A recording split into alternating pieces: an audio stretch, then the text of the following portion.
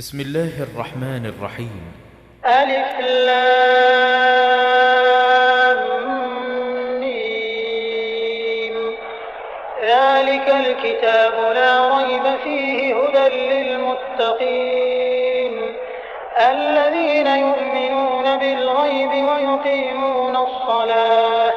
ومما رزقناهم ينفقون والذين يؤمنون بما أنزل إليك وما أنزل من قبلك وبالآخرة هم يوقنون أولئك على هدى من ربهم وأولئك هم المفلحون إن الذين كفروا سواء عليهم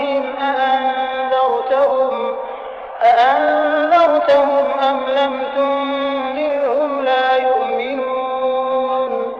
ختم الله على قلوبهم وعلى سمعهم وعلى أبصارهم غشاوة ولهم عذاب عظيم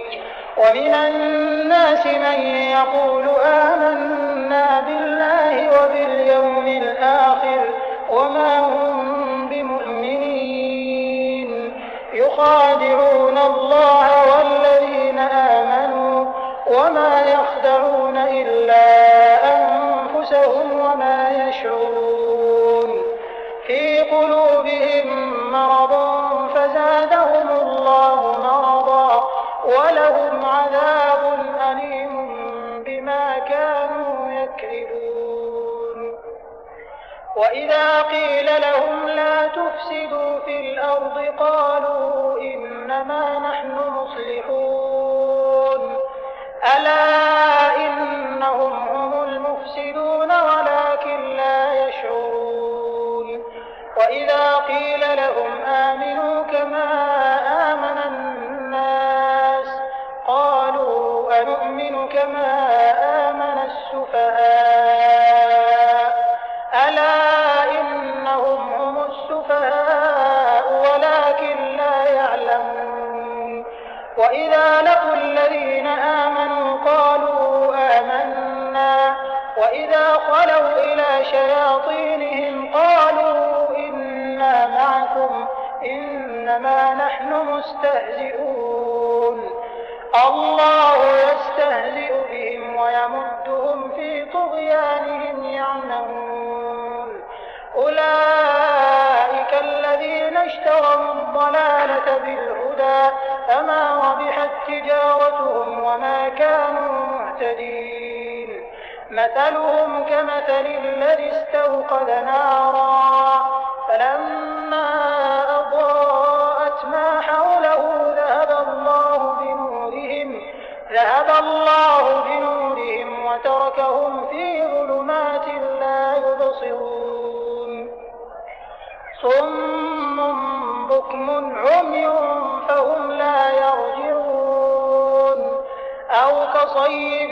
من السماء فيه ظلمات ورعد وبرق يجعلون أصابعهم في آذانهم من الصواعق حذر الموت والله محيط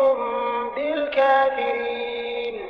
يكاد البرق يخطف أبصارهم كلما أضاء لهم مشوا فيه وإذا أظلم عليهم قاموا ولو شاء الله لذهب بسمعهم وأبصارهم إن الله على كل شيء قدير يا أيها الناس اعبدوا ربكم الذي خلقكم والذين من قبلكم لعلكم تتقون الذي جعل لكم الأرض فراشا والسماء بناء وأنزل من السماء ماء فأخرج به من الثمرات رزقا لكم فلا تجعلوا لله أندادا وأنتم تعلمون وإن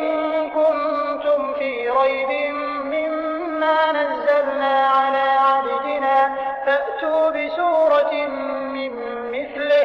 وادعوا شهداءكم من دون الله إن كنتم صادقين فإن لم تفعلوا ولن تفعلوا فاتقوا النار التي وقودها الناس والحجارة أعدت للكافرين وبشر الذين آمنوا وعملوا الصالحات أن لهم جنات تجري من تحتها الأنهار كلما رزقوا منها من ثمرة رزقا قالوا هذا الذي رزقنا من قبل وأتوا به متشابها ولهم فيها أزواج مطهرة وهم فيها خالدون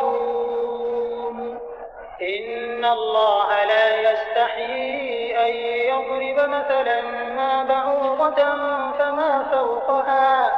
فأما الذين آمنوا فيعلمون أنه الحق من ربهم وأما الذين كفروا فيقولون ماذا أراد الله بهذا مثلا يضل به كثيرا ويهدي به كثيرا وما يضل به إلا الفاسقين الذين ينقضون عهد الله من بعد ميثاقه ويقطعون ما أمر الله به أن يوصل ويفسدون في الأرض أولئك هم الخاسرون كيف تكفرون بالله وكنتم أمواتا فأحياكم ثم يميتكم ثم يحييكم ثم إليه ترجعون هو الذي خلق لكم ما في الأرض جميعا ثم استوى إلى السماء فسواهن 7 سماوات وهو بكل شيء عليم وإذ قال ربك للملائكة إني جاعل في الأرض خليفة قالوا أتجعل فيها من يفسد فيها ويسفك الدماء ونحن نسبح بحمدك ونقدس لك قال إني أعلم ما لا تعلمون وعلم آدم الأسماء كلها ثم عرضهم على الملائكة فقال أنبئوني بأسماء هؤلاء إن كنتم صادقين قالوا سبحانك لا علم لنا إلا ما علمتنا إنك أنت العليم الحكيم قال يا آدم أنبئهم بأسمائهم فلما أنبأهم بأسمائهم قال ألم أقل لكم إني أعلم غيب السماوات والأرض وأعلم ما تبدون وما كنتم تكتمون وإذ قلنا للملائكة اسجدوا لآدم فسجدوا إلا إبليس أبى واستكبر وكان من الكافرين وقلنا يا آدم اسكن أنت وزوجك الجنة وكلا منها رغدا حيث شئتما ولا تقربا هذه الشجرة فتكونا من الظالمين فأزلهما الشيطان عنها فأخرجهما مما كانا فيه وقلنا اهبطوا بعضكم لبعض عدو ولكم في الأرض مستقر ومتاع إلى حين فتلقى آدم من ربه كلمات فتاب عليه إنه هو التواب الرحيم قلنا اهبطوا منها جميعا فإما يأتينكم مني هدى فمن تبع هداي فلا خوف عليهم ولا هم يحزنون والذين كفروا وكذبوا بآياتنا أولئك أصحاب النار هم فيها خالدون يا بني إسرائيل اذكروا نعمتي التي أنعمت عليكم وأوفوا بعهدي أوف بعهدكم وإياي فارهبون وآمنوا بما أنزلت مصدقا لما معكم ولا تكونوا أول كافر به ولا تشتروا بآياتي ثمنا قليلا وإياي فاتقون ولا تلبسوا الحق بالباطل وتكتموا الحق وأنتم تعلمون وأقيموا الصلاة وآتوا الزكاة واركعوا مع الراكعين أتأمرون الناس بالبر وتنسون أنفسكم وأنتم تتلون الكتاب أفلا تعقلون واستعينوا بالصبر والصلاة وإنها لكبيرة إلا على الخاشعين الذين يظنون أنهم ملاقو ربهم وأنهم إليه راجعون يا بني إسرائيل اذكروا نعمتي التي أنعمت عليكم وأني فضلتكم على العالمين واتقوا يوما لا تجزي نفس عن نفس شيئا ولا يقبل منها شفاعة ولا يؤخذ منها عدل ولا هم ينصرون وإذ نجيناكم من آل فرعون يسومونكم سوء العذاب يذبحون أبناءكم ويستحيون نساءكم وفي ذلكم بلاء من ربكم عظيم وإذ فرقنا بكم البحر فأنجيناكم وأغرقنا آل فرعون وأنتم تنظرون وإذ واعدنا موسى 40 ليلة ثم اتخذتم العجل من بعده وأنتم ظالمون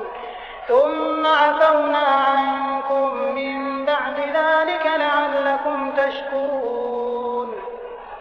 وإذ آتينا موسى الكتاب والفرقان لعلكم تهتدون وإذ قال موسى لقومه يا قوم إنكم ظلمتم أنفسكم باتخاذكم العجل فتوبوا إلى بارئكم فاقتلوا أنفسكم ذلكم خير لكم عند بارئكم فتاب عليكم إنه هو التواب الرحيم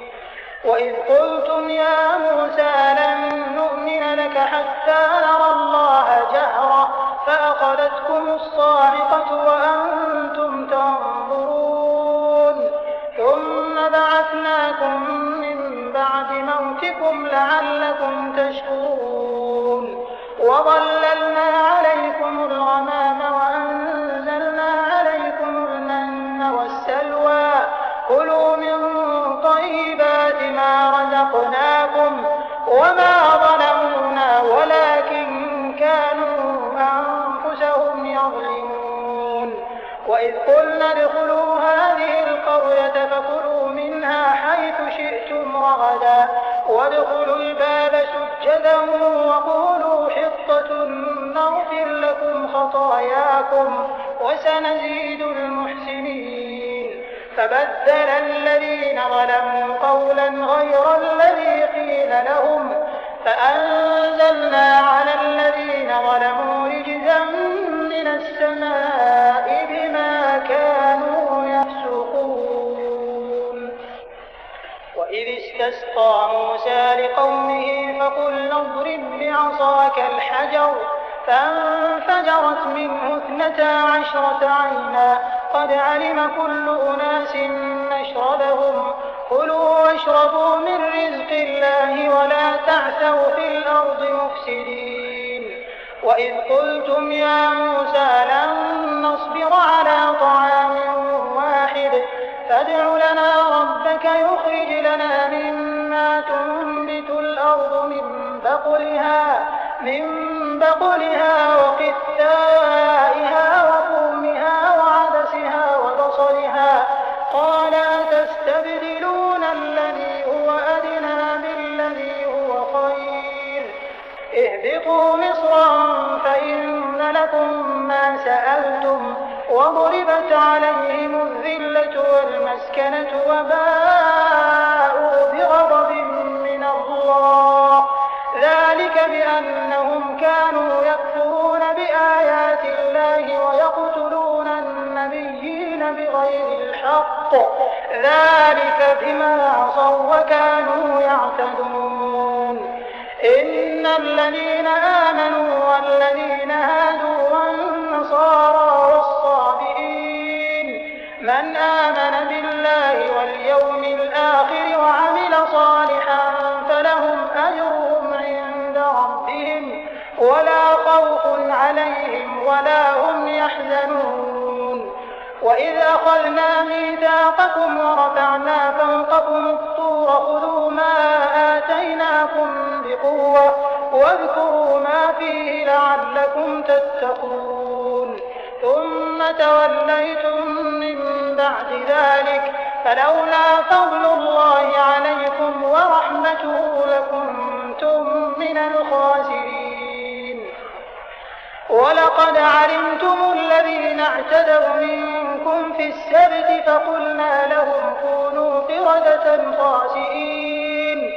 فجعلناها نكالا لما بين يديها وما خلفها وموعظة للمتقين وإذ قال موسى لقومه إن الله يأمركم أن تذبحوا بقرة قالوا أتتخذنا هزوا قال أعوذ بالله أن أكون من الجاهلين قالوا ادع لنا ربك يبين لنا ما هي قال إنه يقول إنها بقرة لا فارض ولا بكر عوان بين ذلك فافعلوا ما تؤمرون قالوا ادع لنا ربك يبين لنا ما لونها قال إنه يقول إنها بقرة صفراء فاقع لونها تسر الناظرين قالوا ادع لنا ربك يبين لنا ما هي إن البقرة شابه علينا وإنا إن شاء الله لمهتدون قال إنه يقول إنها بقرة لا ذلول تثير الأرض ولا تسقي الحرث مسلمة لا شية فيها قالوا الآن جئت بالحق فذبحوها وما كادوا يفعلون وإذ قتلتم نفسا فادارأتم فيها والله مخرج ما كنتم تكتمون فقلنا اضربوه ببعضها كذلك يحيي الله الموتى ويريكم آياته لعلكم تعقلون ثم قست قلوبكم من بعد ذلك فهي كالحجارة أو أشد قسوة وإن من الحجارة لما يتفجر منه الأنهار وإن منها لما يشقق فيخرج منه الماء وإن منها لما يهبط من خشية الله وما الله بغافل عما تعملون أفتطمعون أن يؤمنوا لكم وقد كان فريق منهم يسمعون كلام الله ثم يحرفونه من بعد ما عقلوه وهم يعلمون وإذا لقوا الذين آمنوا قالوا آمنا وإذا خلا بعضهم إلى بعض قالوا أتحدثونهم بما فتح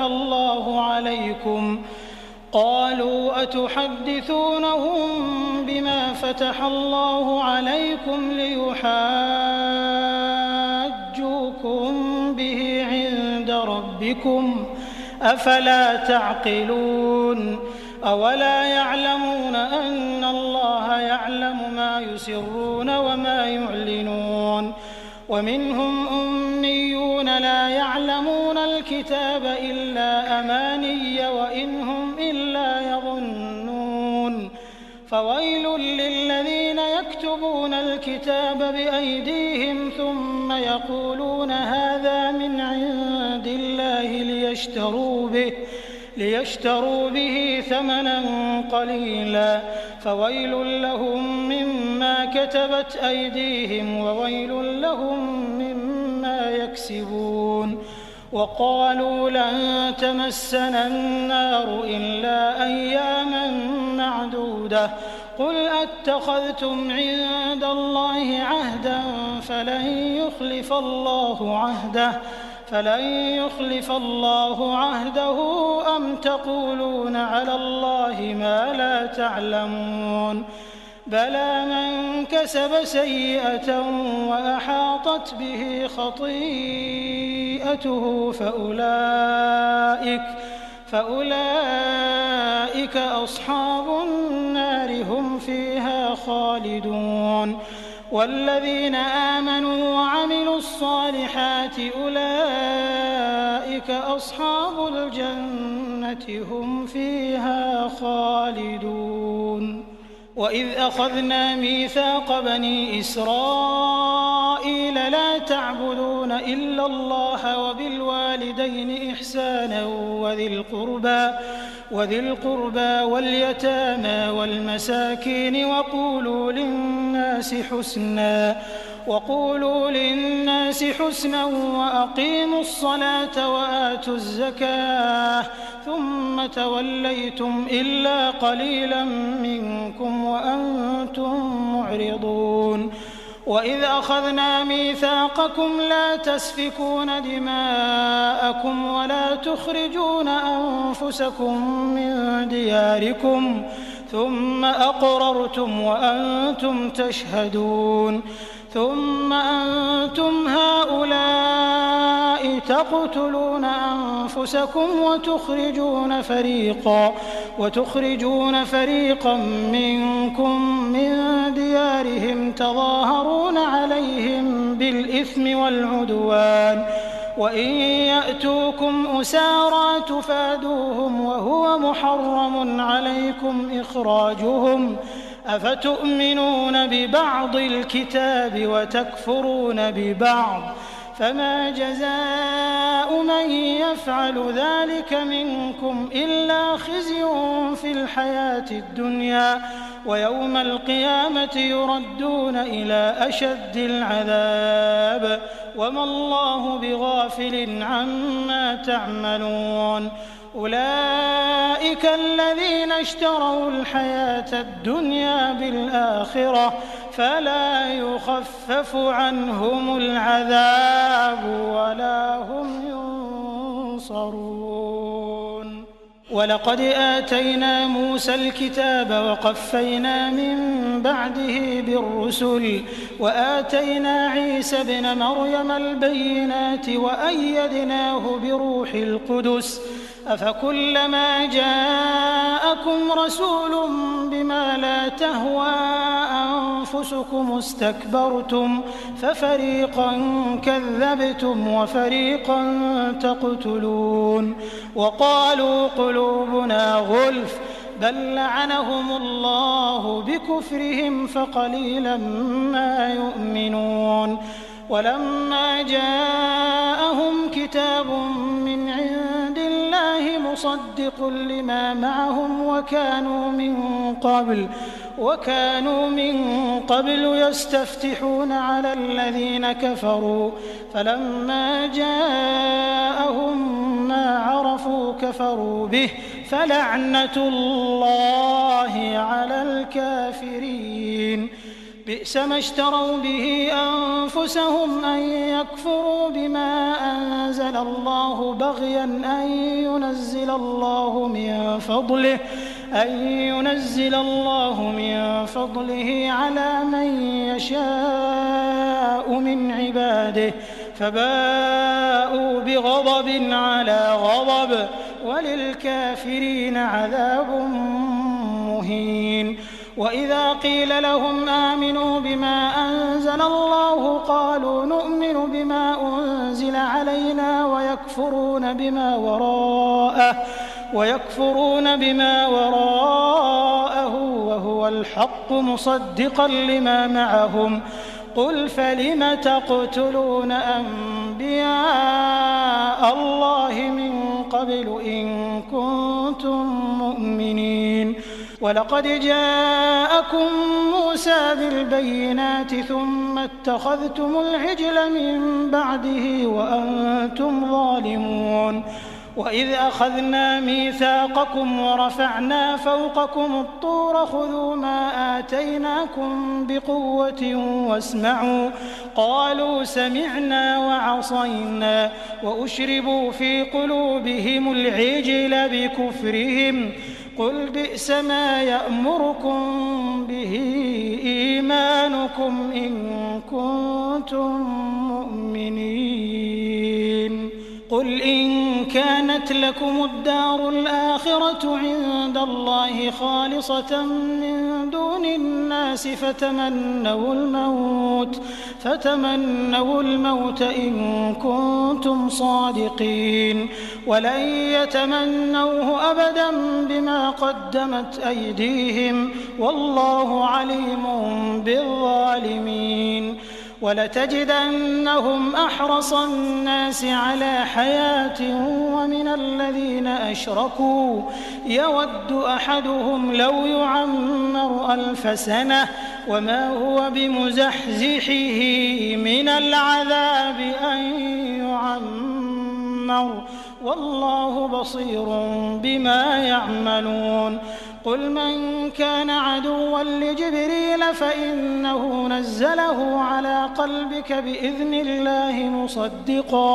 مصدقا لما بين يديه وهدى وبشرى للمؤمنين. من كان عدوا لله وملائكته ورسله وجبريل وميكال فإن الله عدو للكافرين. ولقد أنزلنا إليك آيات بينات وما يكفر بها إلا الفاسقون. أوكلما عاهدوا عهدا نبذه فريق منهم بل أكثرهم لا يؤمنون. ولما جاءهم رسول من عند الله مصدق لما معهم نبذ فريق من الذين أوتوا الكتاب كتاب الله وراء ظهورهم كأنهم لا يعلمون. واتبعوا ما تتلو الشياطين على ملك سليمان وما كفر سليمان ولكن الشياطين كفروا يعلمون الناس السحر وما أنزل على الملكين ببابل هاروت وماروت وما يعلمان من أحد حتى يقولا إنما نحن فتنة فلا تكفر فيتعلمون منهما ما يفرقون به بين المرء وزوجه وما هم بضارين به من أحد إلا بإذن الله ويتعلمون ما يضرهم ولا ينفعهم ولقد علموا لمن اشتراه ما له في الآخرة من خلاق ولبئس ما شروا به أنفسهم لو كانوا يعلمون. ولو أنهم آمنوا واتقوا لمثوبة من عند الله خير لو كانوا يعلمون. يا أيها الذين آمنوا لا تقولوا راعنا وقولوا انظرنا واسمعوا وللكافرين عذاب أليم. ما يود الذين كفروا من أهل الكتاب ولا المشركين أن ينزل عليكم من خير من ربكم والله يختص برحمته من يشاء والله ذو الفضل العظيم. ما ننسخ من آية أو ننسها نأت بخير منها أو مثلها. ألم تعلم أن الله على كل شيء قدير. ألم تعلم أن الله له ملك السماوات والأرض وما لكم من دون الله من ولي ولا نصير. أم تريدون أن تسألوا رسولكم كما سئل موسى من قبل ومن يتبدل الكفر بالإيمان فقد ضل سواء السبيل. ود كثير من أهل الكتاب لو يردونكم من بعد إيمانكم كفارا حسدا من عند أنفسهم من بعد ما تبين لهم الحق فاعفوا واصفحوا حتى يأتي الله بأمره إن الله على كل شيء قدير. وأقيموا الصلاة وآتوا الزكاة وما تقدموا لأنفسكم من خير تجدوه عند الله إن الله بما تعملون بصير. وقالوا لن يدخل الجنة إلا من كان هودا أو نصارى تلك أمانيهم قل هاتوا برهانكم إن كنتم صادقين. بلى من أسلم وجهه لله وهو محسن فله أجره عند ربه ولا خوف عليهم ولا هم يحزنون. وقالت اليهود ليست النصارى على شيء وقالت النصارى ليست اليهود على شيء وهم يتلون الكتاب كذلك قال الذين لا يعلمون مثل قولهم فالله يحكم بينهم يوم القيامة فيما كانوا فيه يختلفون. ومن أظلم ممن منع مساجد الله أن يذكر فيها اسمه وسعى في خرابها أولئك ما كان لهم أن يدخلوها إلا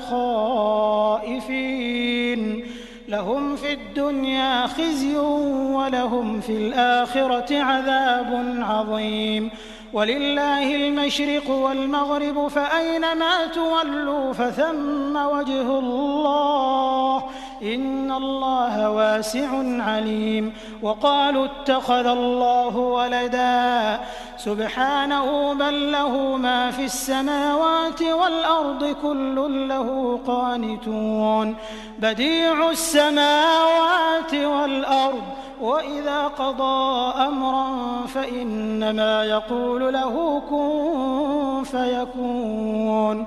وقال الذين لا يعلمون لولا يكلمنا الله أو تأتينا آية كذلك قال الذين من قبلهم مثل قولهم تشابهت قلوبهم قد بينا الآيات لقوم يوقنون. إنا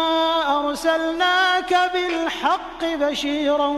ونذيرا ولا تسأل عن أصحاب الجحيم. ولن ترضى عنك اليهود ولا النصارى حتى تتبع ملتهم قل إن هدى الله هو الهدى ولئن اتبعت أهواءهم بعد الذي جاءك من العلم ما لك من الله من ولي ولا نصير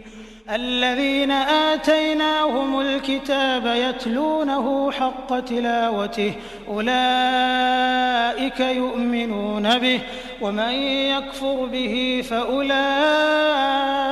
هم الخاسرون يا بني إسرائيل اذكروا نعمتي التي أنعمت عليكم وأني فضلتكم على العالمين واتقوا يوما لا تجزي نفس عن نفس شيئا ولا يقبل منها عدل ولا تنفعها شفاعة ولا هم ينصرون وإذ ابتلى إبراهيم ربه بكلمات فأتمهن قال إني جاعلك للناس إماما قال ومن ذريتي قال لا ينال عهد الظالمين وإذ جعلنا البيت مثابة للناس وأمنا واتخذوا من مقام إبراهيم مصلى وعهدنا إلى إبراهيم وإسماعيل أن طهرا بيتي للطائفين والعاكفين والركع السجود وإذ قال إبراهيم رب اجعل هذا بلدا آمنا وارزق أهله من الثمرات من آمن منهم بالله واليوم الآخر قال ومن كفر فأمتعه قليلا ثم أضطره إلى عذاب النار وبئس المصير وإذ يرفع إبراهيم القواعد من البيت وإسماعيل ربنا تقبل منا إنك أنت السميع العليم ربنا واجعلنا مسلمين لك ومن ذريتنا أمة مسلمة لك وأرنا مناسكنا وتب علينا إنك أنت التواب الرحيم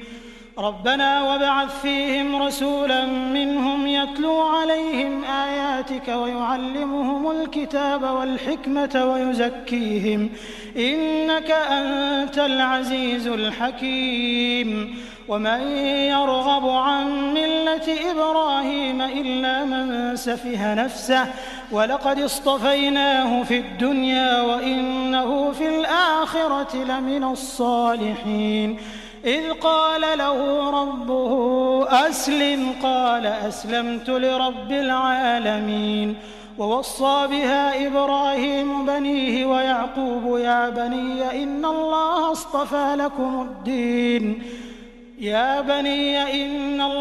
اصطفى لكم الدين فلا تموتن إلا وأنتم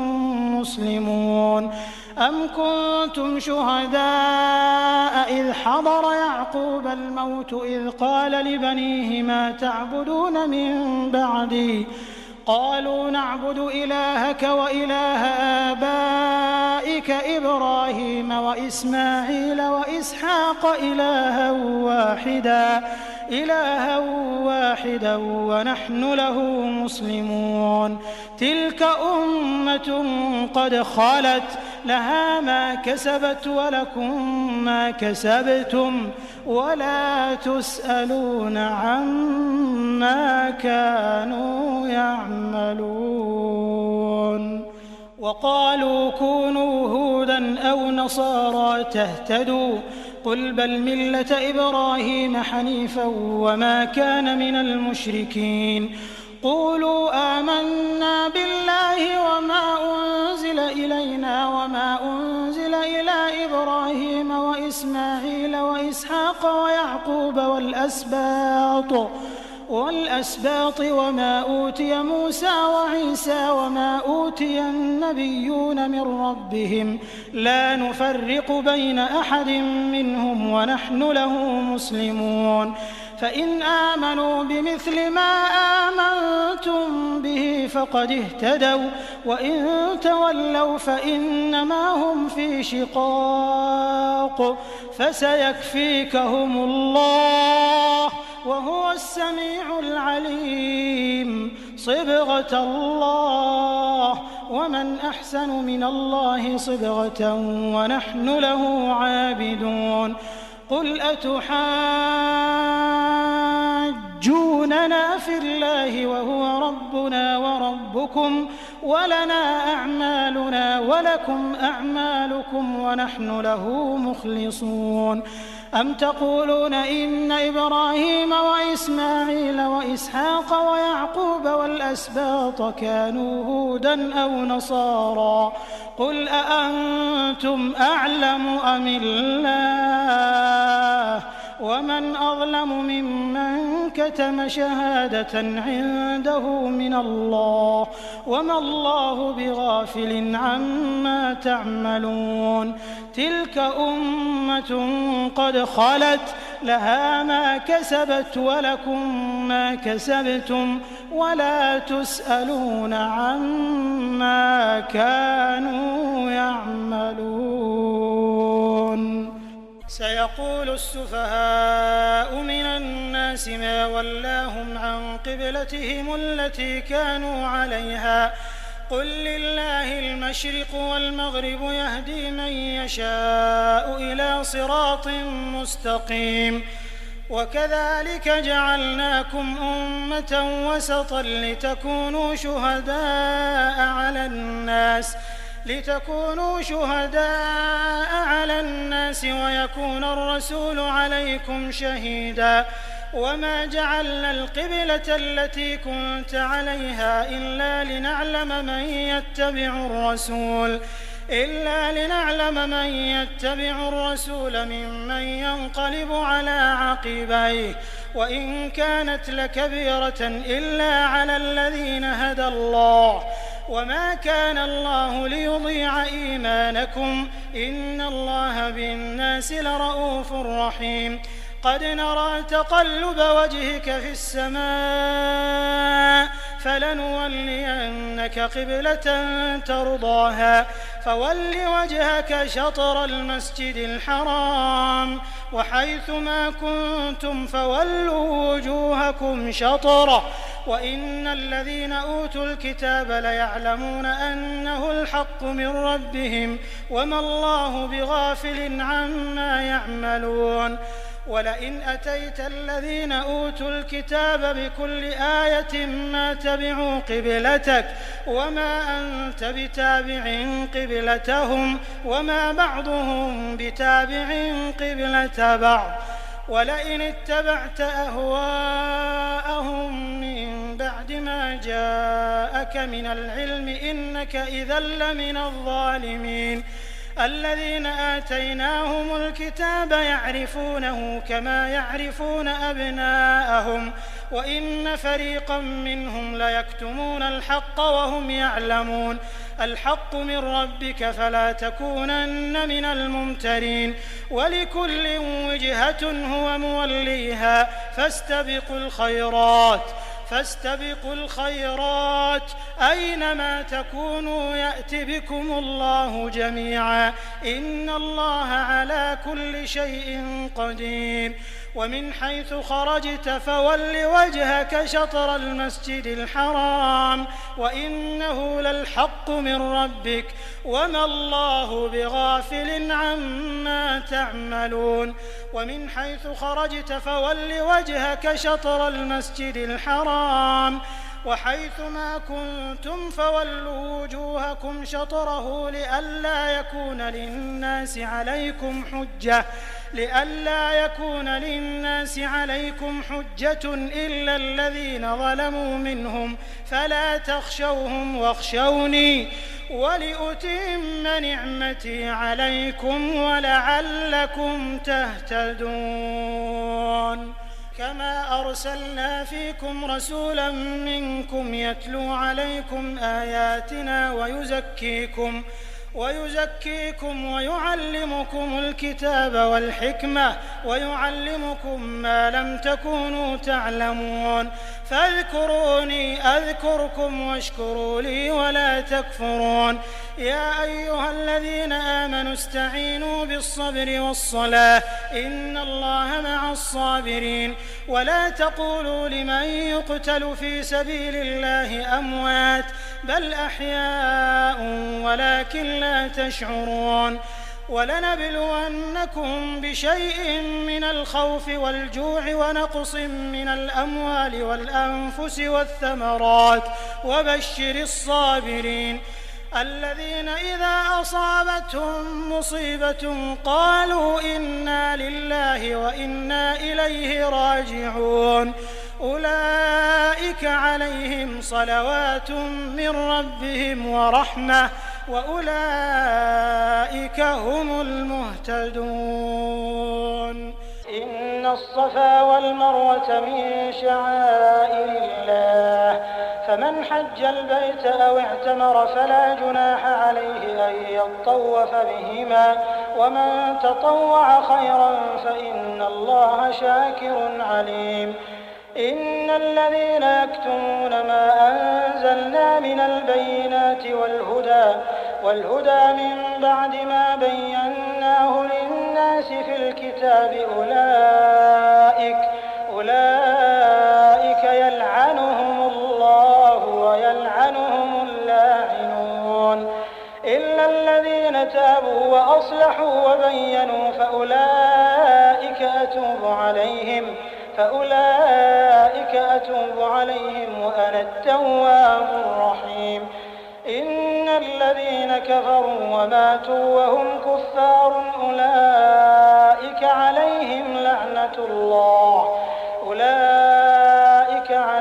لعنة الله والملائكة والناس أجمعين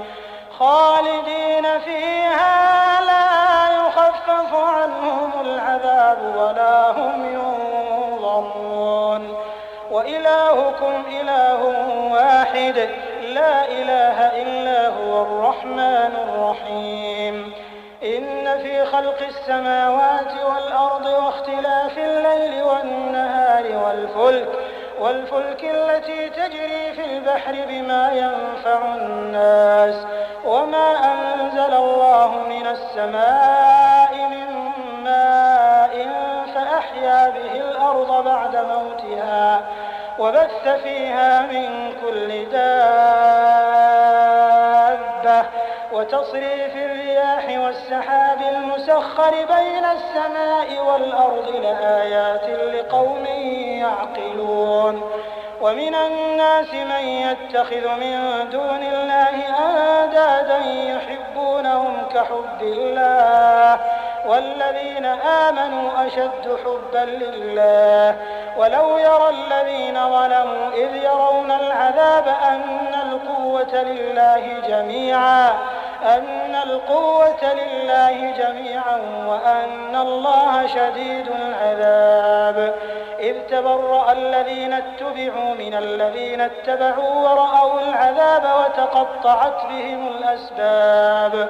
وقال الذين اتبعوا لو أن لنا كرة فنتبرأ منهم كما تبرأوا منا كذلك يريهم الله أعمالهم حسرات عليهم وما هم بخارجين من النار. يا أيها الناس كلوا مما في الأرض حلالا طيبا ولا تتبعوا خطوات الشيطان إنه لكم عدو مبين. إنما يأمركم بالسوء والفحشاء وأن تقولوا على الله ما لا تعلمون. وإذا قيل لهم اتبعوا ما أنزل الله قالوا بل نتبع ما ألفينا عليه آباءنا أولو كان آباؤنا شيئا ولا يهتدون. ومثل الذين كفروا كمثل الذي ينعق بما لا يسمع إلا دعاء ونداء صم بكم عمي فهم لا يعقلون. يا أيها الذين آمنوا كلوا من طيبات ما رزقناكم واشكروا لله إن كنتم إياه تعبدون. إنما حرم عليكم الميتة والدم ولحم الخنزير وما أهل به لغير الله، فمن اضطر غير باغ ولا عاد فلا إثم عليه، إن الله غفور رحيم. إن الذين يكتمون ما أنزل الله من الكتاب ويشترون به ثمنا قليلا أولئك ما يأكلون في بطونهم إلا النار، ولا يكلمهم الله يوم القيامة ولا يزكيهم ولهم عذاب أليم. أولئك الذين اشتروا الضلالة بالهدى والعذاب بالمغفرة فما أصبرهم على النار. ذلك بأن الله نزل الكتاب بالحق وإن الذين اختلفوا في الكتاب لفي شقاق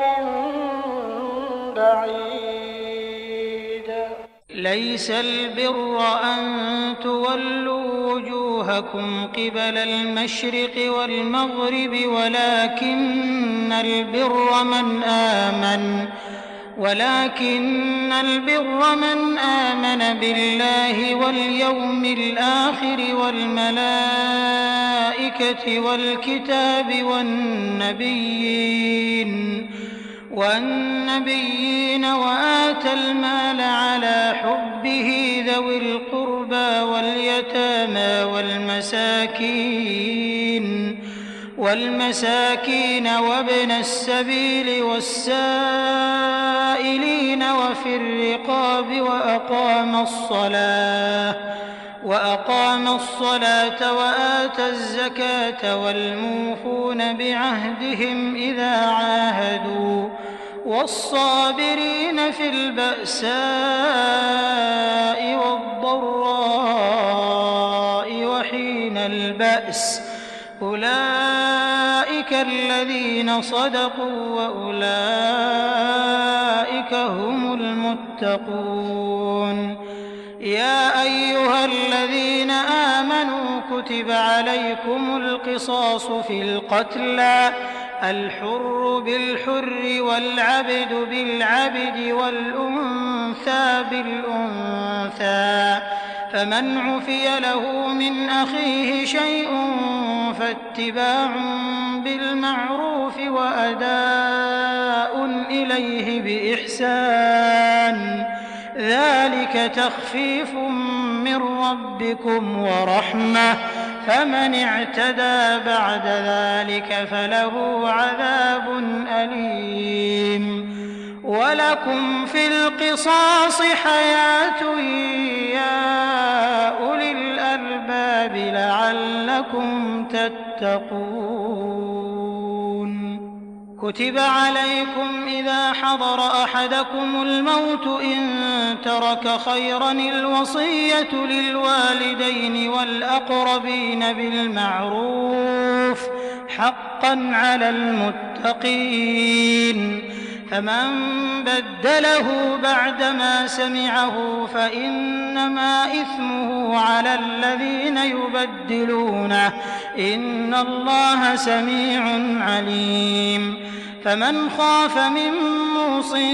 جنفا أو إثما فأصلح بينهم فلا إثم عليه،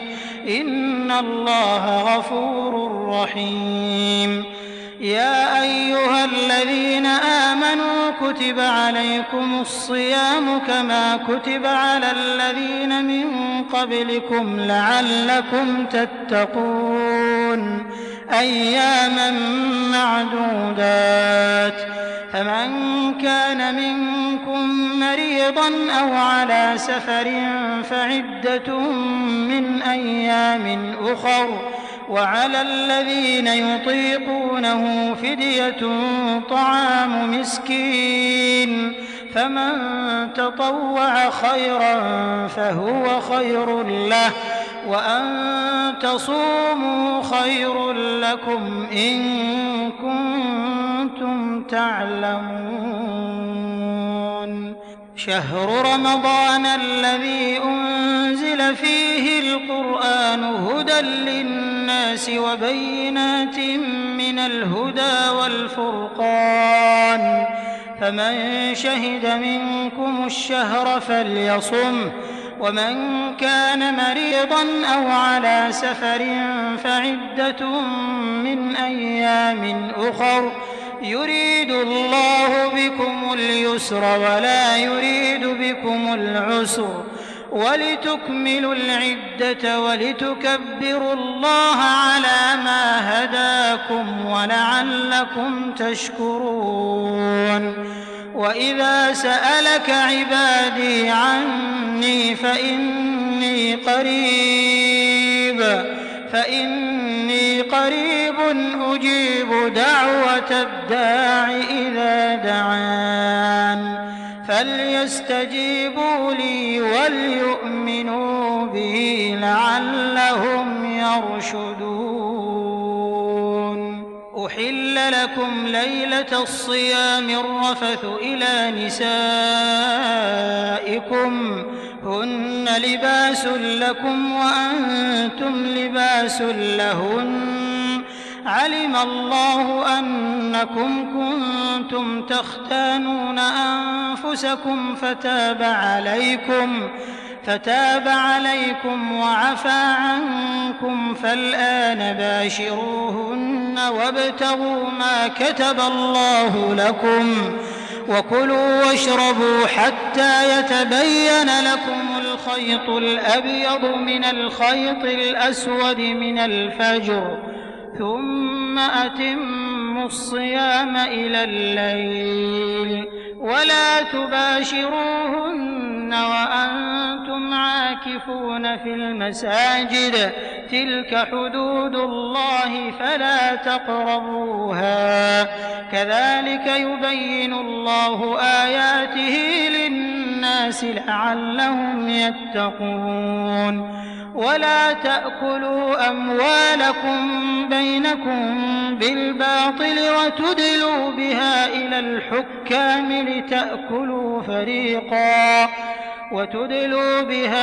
الحكام لتأكلوا فريقا من أموال الناس بالإثم وأنتم تعلمون يسألونك عن الأهلة قل هي مواقيت للناس والحج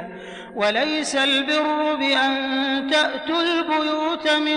ظهورها ولكن البر من اتقى وأتوا البيوت من أبوابها واتقوا الله لعلكم تفلحون وقاتلوا في سبيل الله الذين يقاتلونكم ولا تعتدوا إن الله لا يحب المعتدين واقتلوهم حيث ثقفتموهم وأخرجوهم من حيث أخرجوكم والفتنة أشد من القتل ولا تقاتلوهم عند المسجد الحرام حتى يقاتلوكم فيه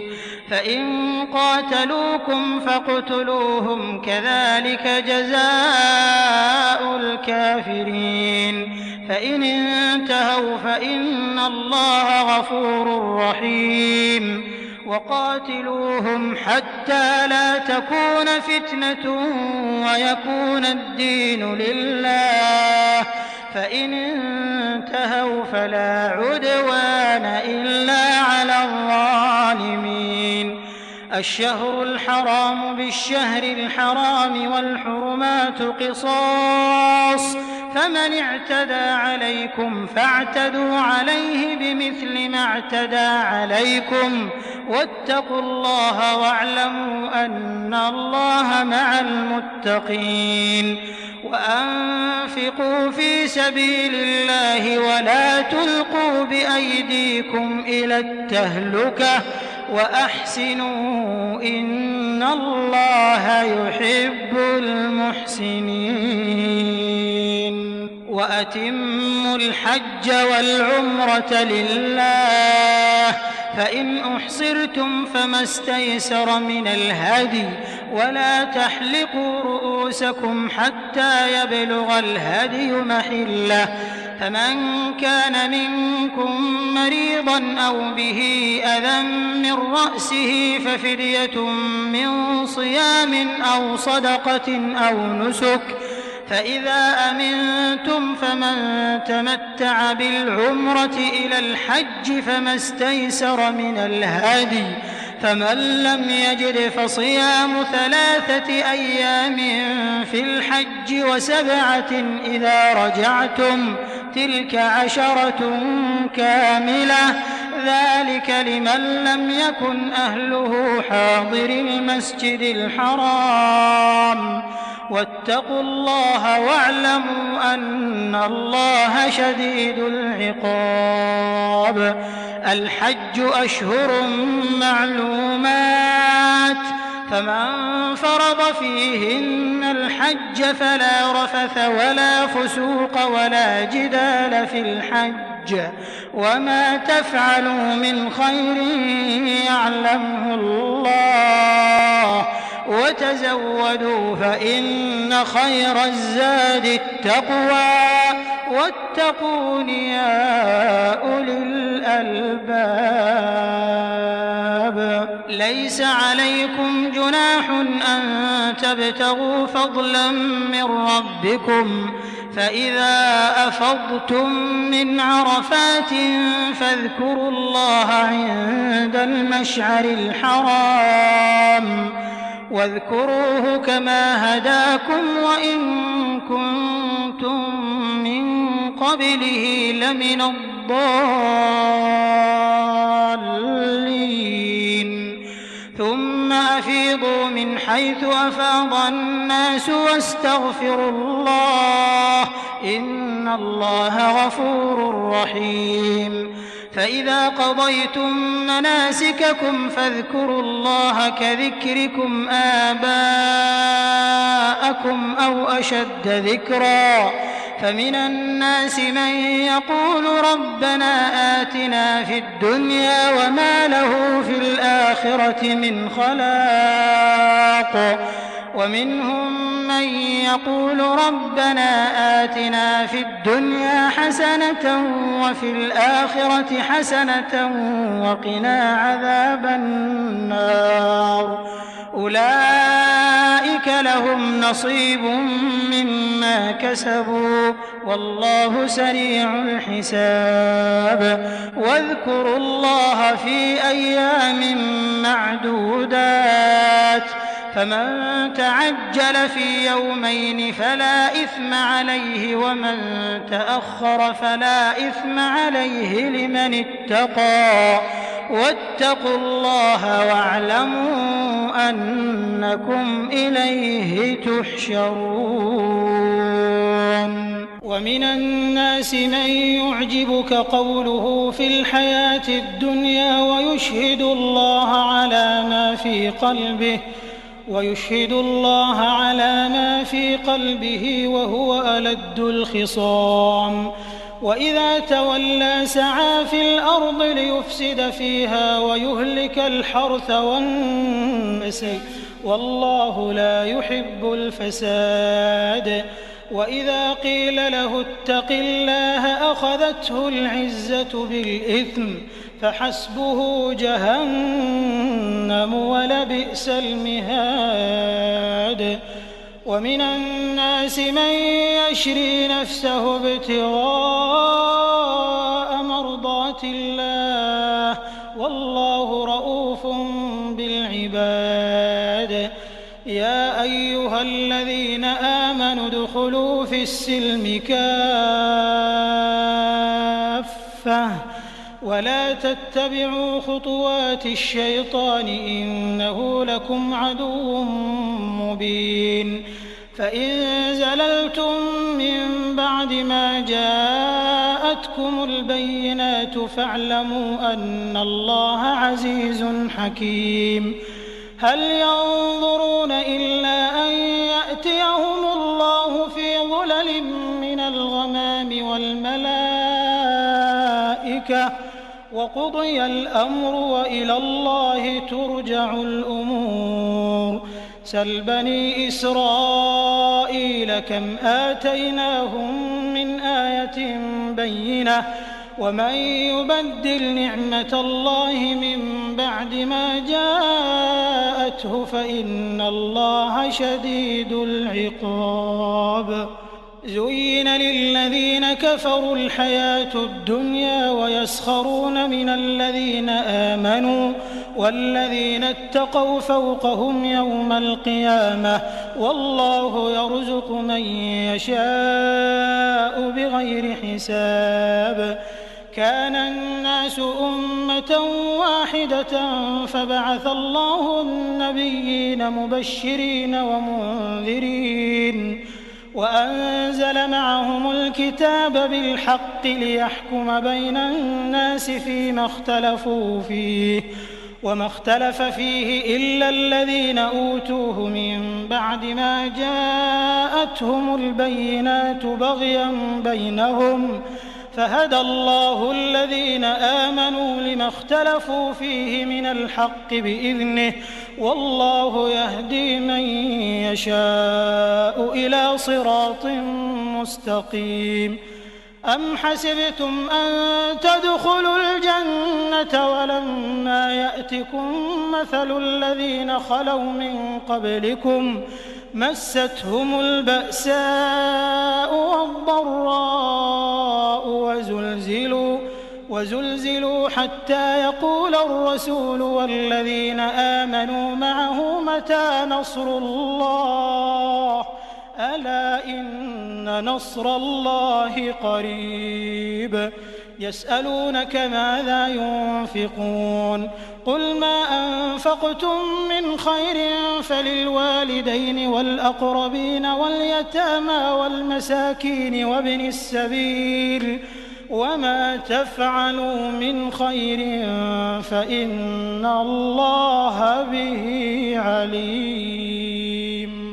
كتب عليكم القتال وهو كره لكم وعسى أن تكرهوا شيئا وهو خير لكم وعسى أن تحبوا شيئا وهو شر لكم والله يعلم وأنتم لا تعلمون يسألونك عن الشهر الحرام قتال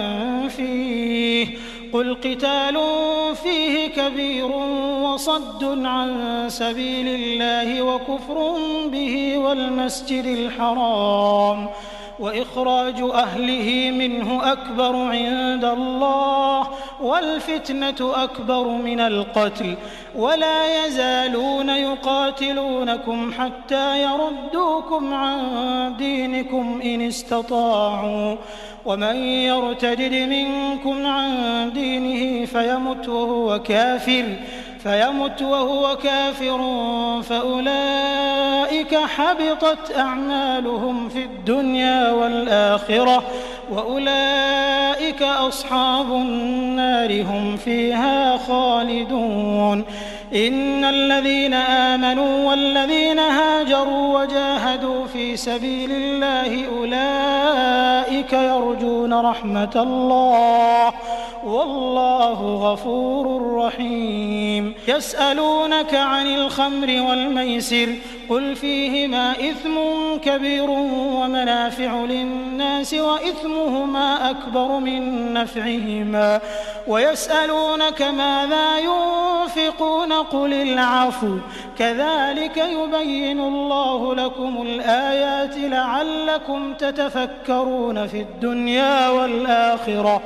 ويسألونك عن اليتامى قل إصلاح لهم خير وإن تخالطوهم فإخوانكم والله يعلم المفسد من المصلح ولو شاء الله لأعنتكم إن الله عزيز حكيم ولا تنكحوا المشركات حتى يؤمنوا ولأمة مؤمنة خير من مشركة ولو أعجبتكم ولا تنكحوا المشركين حتى يؤمنوا ولعبد مؤمن خير من مشرك ولو أعجبكم أولئك يدعون إلى النار والله يدعو إلى الجنة والمغفرة بإذنه ويبين آياته للناس لعلهم يتذكرون ويسألونك عن المحيض قل هو أذى فاعتزلوا النساء في المحيض ولا تقربوهن حتى يطهرن فإذا تطهرن فأتوهن من حيث أمركم الله إن الله يحب التوابين ويحب المتطهرين نساؤكم حرث لكم فأتوا حرثكم أنى شئتم وقدموا لأنفسكم واتقوا الله واعلموا أنكم ملاقوه وبشر المؤمنين ولا تجعلوا الله عرضة لأيمانكم أن تبروا وتتقوا وتصلحوا بين الناس والله سميع عليم لا يؤاخذكم الله باللغو في أيمانكم ولكن يؤاخذكم بما كسبت قلوبكم والله غفور حليم للذين يؤلون من نسائهم تربص 4 أشهر فإن فاءوا فإن الله غفور رحيم وإن عزموا الطلاق فإن الله سميع عليم والمطلقات يتربصن بأنفسهن 3 قروء ولا يحل لهن أن يكتمن ما خلق الله في أرحامهن إن كن يؤمن بالله واليوم الآخر وبعولتهن أحق بردهن في ذلك إن أرادوا إصلاحا ولهن مثل الذي عليهن بالمعروف وللرجال عليهن درجة والله عزيز حكيم الطلاق 2 فإمساك بمعروف أو تسريح بإحسان ولا يحل لكم أن تأخذوا مما آتيتموهن شيئا إلا أن يخافا ألا يقيما حدود الله فإن خفتم ألا يقيما حدود الله فلا جناح عليهما فيما افتدت به تلك حدود الله فلا تعتدوها ومن يتعد حدود الله فأولئك هم الظالمون فإن طلقها فلا تحل له من بعد حتى تنكح زوجا غيره فإن طلقها فلا جناح عليهما أن يتراجعا إن ظنا أن يقيما حدود الله وتلك حدود الله يبينها لقوم يعلمون وإذا طلقتم النساء فبلغن أجلهن فأمسكوهن بمعروف أو سرحوهن بمعروف ولا تمسكوهن ضرارا لتعتدوا ومن يفعل ذلك فقد ظلم نفسه ولا تتخذوا آيات الله هزوا واذكروا نعمة الله عليكم وما أنزل عليكم من الكتاب والحكمة يعظكم به واتقوا الله واعلموا أن الله بكل شيء عليم وإذا طلقتم النساء فبلغن أجلهن فلا تعضلوهن أن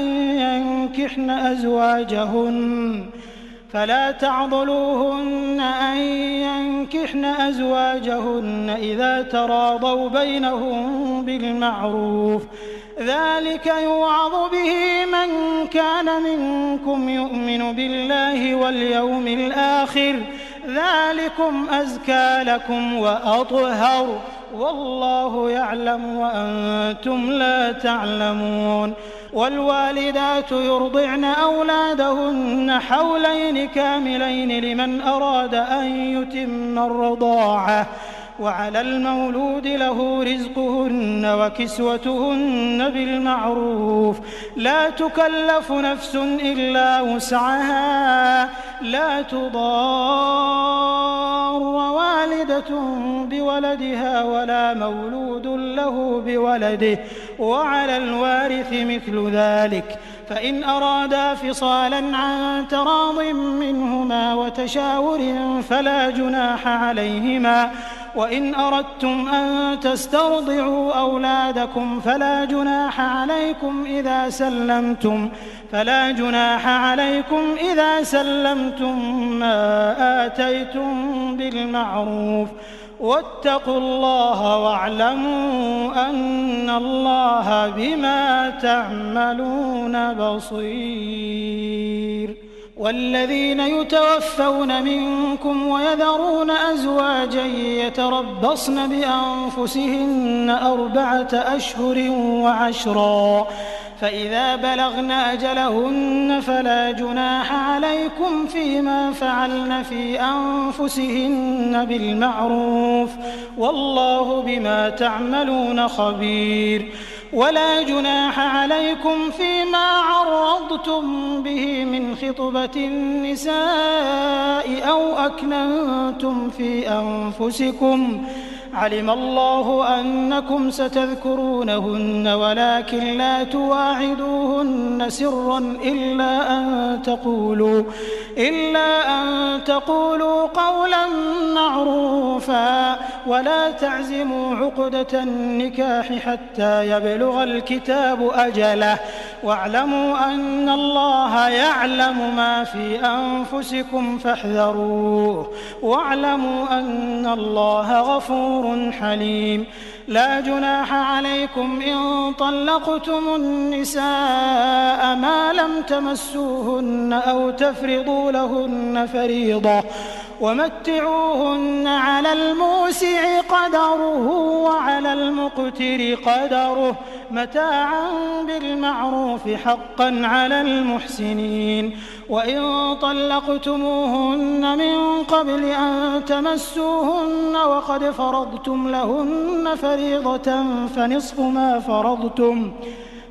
ما فرضتم إلا أن يعفون أو يعفو الذي بيده عقدة النكاح، وأن تعفوا أقرب للتقوى، ولا تنسوا الفضل بينكم، إن الله بما تعملون بصير.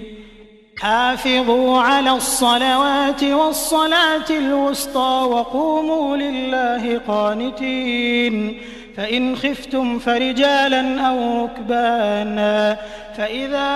أمنتم فاذكروا الله كما علمكم ما لم تكونوا تعلمون. والذين يتوفون منكم ويذرون أزواجا وصية لأزواجهم متاعا إلى الحول غير إخراج، فإن خرجن فلا جناح عليكم فيما فعلن في أنفسهن من معروف، والله عزيز حكيم. وللمطلقات متاع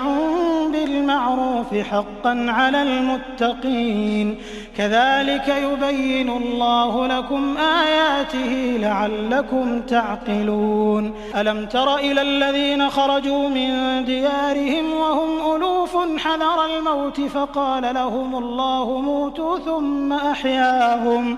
إن الله لذو فضل على الناس ولكن أكثر الناس لا يشكرون وقاتلوا في سبيل الله واعلموا أن الله سميع عليم من ذا الذي يقرض الله قرضا حسنا فيضاعفه له أضعافا كثيرة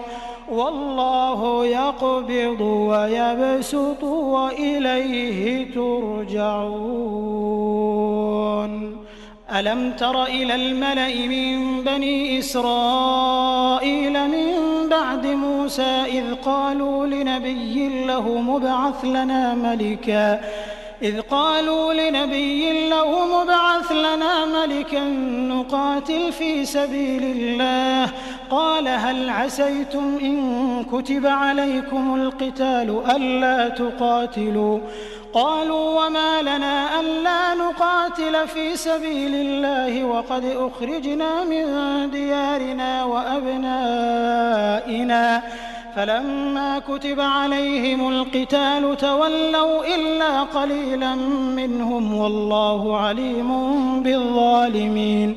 وقال لهم نبيهم إن الله قد بعث لكم طالوت ملكا قالوا أنى يكون له الملك علينا ونحن أحق بالملك منه ولم يؤت سعة من المال قال إن الله اصطفاه عليكم وزاده بسطة في العلم والجسم والله يؤتي ملكه من يشاء والله واسع عليم وقال لهم نبيهم إن آية ملكه أن يأتيكم التابوت فيه سكينة من ربكم وبقية مما ترك آل موسى وآل هارون تحمله الملائكة إن في ذلك لآية لكم إن كنتم مؤمنين فلما فصل طالوت بالجنود قال إن الله مبتليكم بنهر فمن شرب منه فليس مني ومن لم يطعمه فإنه مني إلا من اغترف غرفة بيده فشربوا منه إلا قليلا منهم فلما جاوزه هو والذين آمنوا معه قالوا لا طاقة لنا اليوم بجالوت وجنوده قال الذين يظنون أنهم ملاقو الله كم من فئة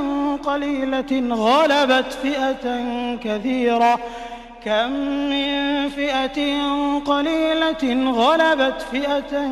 كثيرة بإذن الله والله مع الصابرين ولما برزوا لجالوت وجنوده قالوا ربنا أفرغ علينا صبرا وثبت أقدامنا وانصرنا على القوم الكافرين فهزموهم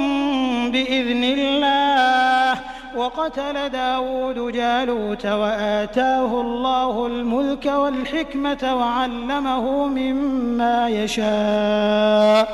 ولولا دفع الله الناس بعضهم ببعض لفسدت الأرض ولكن الله ذو فضل على العالمين تلك آيات الله نتلوها عليك بالحق وإنك لمن المرسلين تلك الرسل فضلنا بعضهم على بعض منهم من كلم الله ورفع بعضهم درجات وآتينا عيسى ابن مريم البينات وأيدناه بروح القدس ولو شاء الله ما اقتتل الذين من بعدهم من بعد ما جاءتهم البينات ولكن اختلفوا فمنهم من آمن ومنهم من كفر ولو شاء الله ما اقتتلوا ولكن الله يفعل ما يريد. يا أيها الذين آمنوا أنفقوا مما رزقناكم من قبل أن يأتي يوم لا بيع فيه ولا خلة ولا شفاعة والكافرون هم الظالمون.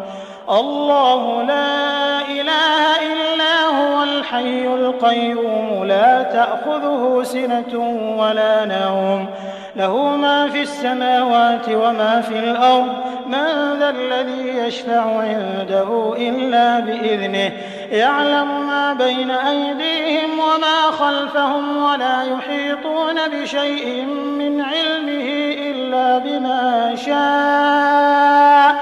وسع كرسيه السماوات والأرض ولا يؤوده حفظهما وهو العلي العظيم. لا إكراه في الدين قد تبين الرشد من الغي فمن يكفر بالطاغوت ويؤمن بالله فقد استمسك بالعروة الوثقى لا انفصام لها والله سميع عليم. الله ولي الذين آمنوا يخرجهم من الظلمات إلى النور والذين كفروا أولياؤهم الطاغوت يخرجونهم من النور إلى الظلمات أولئك أصحاب النار هم فيها خالدون. ألم تر إلى الذي حاج إبراهيم في ربه أن آتاه الله الملك إذ قال إبراهيم ربي الذي يحيي ويميت قال أنا أحيي وأميت قال إبراهيم فإن الله يأتي بالشمس من المشرق فأت بها من المغرب فبهت الذي كفر والله لا يهدي القوم الظالمين. أو كالذي مر على قرية وهي خاوية على عروشها قال أنى يحيي هذه الله بعد موتها فأماته الله 100 عام ثم بعثه قال كم لبثت قال لبثت يوما أو بعض يوم قال بل لبثت 100 عام فانظر إلى طعامك وشرابك لم يتسنه وانظر إلى حمارك ولنجعلك آية للناس وانظر إلى العظام كيف ننشزها ثم نكسوها لحما فلما تبين له قال أعلم أن الله على كل شيء قدير. وإذ قال إبراهيم رب أرني كيف تحيي الموتى قال أولم تؤمن قال بلى ولكن ليطمئن قلبي قال فخذ 4 من الطير فصرهن إليك ثم اجعل على كل جبل منهن جزءا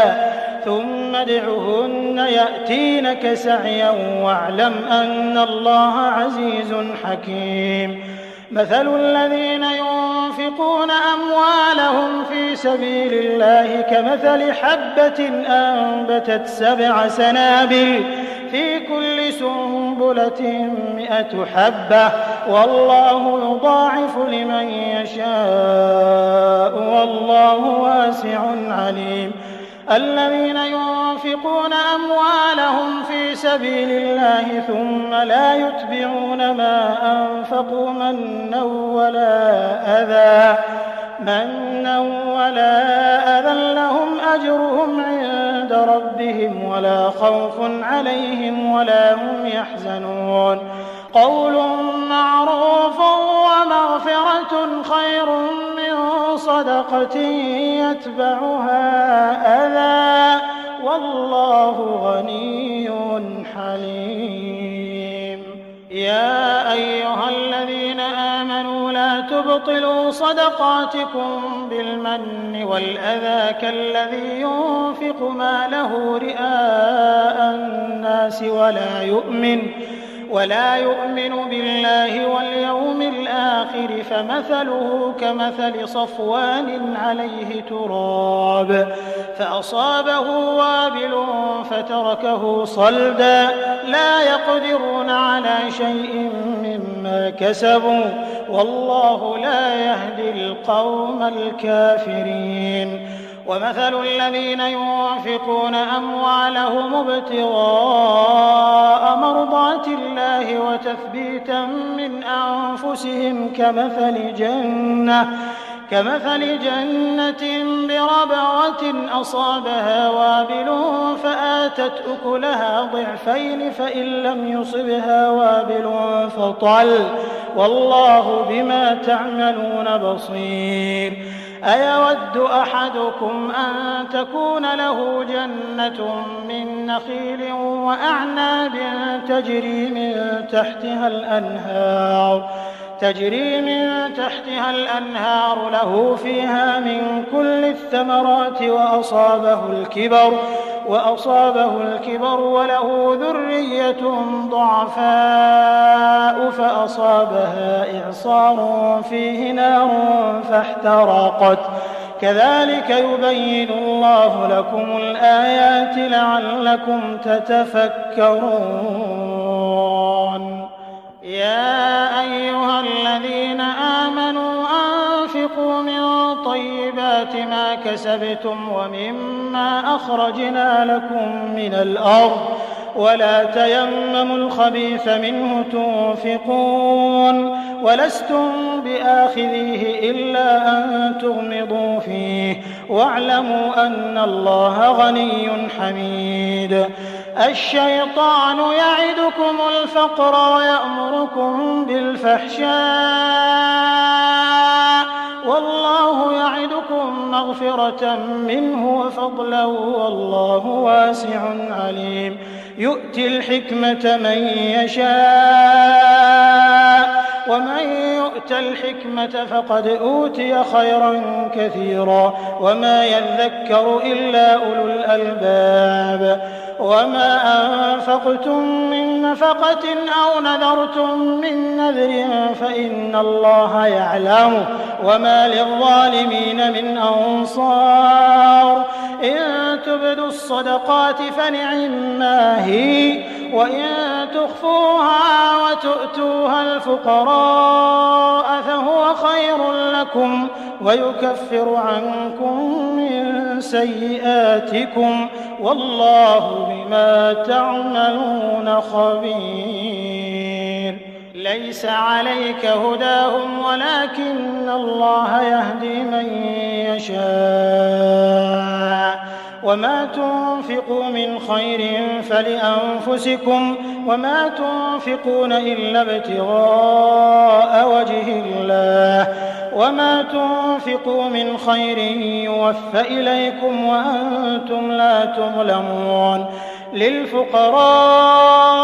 الذين أحصروا في سبيل الله لا يستطيعون ضربا في الأرض يحسبهم الجاهل أغنياء من التعفف تعرفهم بسيماهم لا يسألون الناس إلحافا وما تنفقوا من خير فإن الله به عليم. الذين ينفقون أموالهم بالليل والنهار سرا وعلانية فلهم أجرهم عند ربهم ولا خوف عليهم ولا هم يحزنون. الذين يأكلون الربا لا يقومون إلا كما يقوم الذي يتخبطه الشيطان من المس ذلك بأنهم قالوا إنما البيع مثل الربا وأحل الله البيع وحرم الربا فمن جاءه موعظة من ربه فانتهى فله ما سلف وأمره إلى الله ومن عاد فأولئك أصحاب النار هم فيها خالدون. يمحق الله الربا ويربي الصدقات والله لا يحب كل كفار أثيم. إن الذين آمنوا وعملوا الصالحات وأقاموا الصلاة وآتوا الزكاة لهم أجرهم عند ربهم ولا خوف عليهم ولا هم يحزنون. يا أيها الذين آمنوا اتقوا الله وذروا ما بقي من الربا إن كنتم مؤمنين، فإن لم تفعلوا فأذنوا بحرب من الله ورسوله، وإن تبتم فلكم رؤوس أموالكم لا تظلمون ولا تظلمون. وإن كان ذو عسرة فنظرة إلى ميسرة، وأن تصدقوا خير لكم إن كنتم تعلمون. واتقوا يوما ترجعون فيه إلى الله ثم توفى كل نفس ما كسبت وهم لا يظلمون. يا أيها الذين آمنوا إذا تداينتم بدين إلى أجل مسمى فاكتبوه، وليكتب بينكم كاتب بالعدل، ولا يأب كاتب أن يكتب كما علمه الله، فليكتب وليملل الذي عليه الحق وليتق الله ربه ولا يبخس منه شيئا، فإن كان الذي عليه الحق سفيها أو ضعيفا أو لا يستطيع أن يمله فليملل وليه بالعدل، واستشهدوا شهيدين من رجالكم، فإن لم يكونا رجلين فرجل وامرأتان ممن ترضون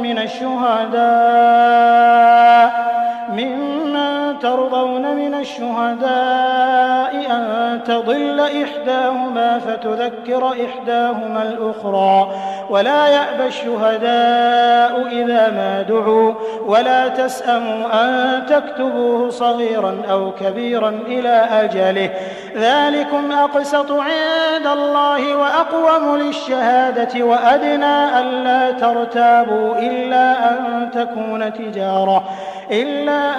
تكون تجارة حاضرة تديرونها بينكم، فليس عليكم جناح ألا تكتبوها، وأشهدوا إذا تبايعتم، ولا يضار كاتب ولا شهيد، وإن تفعلوا فإنه فسوق بكم، واتقوا الله ويعلمكم الله، والله بكل شيء عليم. وإن كنتم على سفر ولم تجدوا كاتبا فرهان مقبوضة، فإن أمن بعضكم بعضا فليؤدي الذي اؤتمن أمانته وليتق الله ربه ولا تكتموا الشهادة، ومن يكتمها فإنه آثم قلبه، والله بما تعملون عليم. لله ما في السماوات وما في الأرض، وإن تبدوا ما في أنفسكم أو تخفوه يحاسبكم به الله، فيغفر لمن يشاء ويعذب من يشاء، والله على كل شيء قدير.